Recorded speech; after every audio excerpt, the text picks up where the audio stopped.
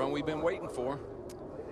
Fastest in practice yesterday, Danica Patrick, whose hometown's Roscoe, Illinois. She now calls the Chicago area home, beginning her first full season in the NASCAR Sprint Cup Series in this GoDaddy.com Chevrolet from Stewart-Haas Racing. And she was, this is not a surprise because she was fast when we're down here testing.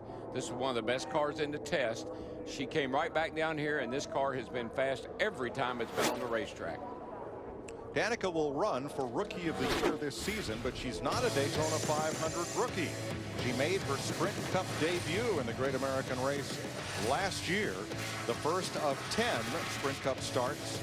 She did run the entire Nationwide Series schedule in 2012. Now, the lap she laid down yesterday, and every driver so far has picked up from what they ran into practice yesterday, but her lap that she laid down yesterday is about a half a tenth quicker than what Tony Stewart ran just a little bit ago. Now that is Ricky Stenhouse looking on. Stenhouse is Patrick's chief competition for Rookie of the Year honors this year. But there's more to that story. Yeah. They've been dating for the last several months. They've got an item filled up the pages of all the local papers here on Valentine's Day. Well, 46-42, that's quicker than what Tony Stewart ran on his first lap.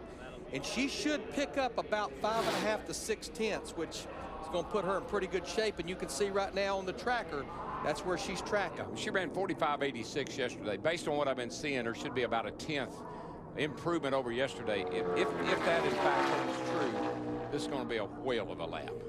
Mike, I know who else she's going to give some competition to this year on another award. I think that Sprint Cup Series most popular driver award with Dale Earnhardt Jr. pretty much has been a lock for the last few years.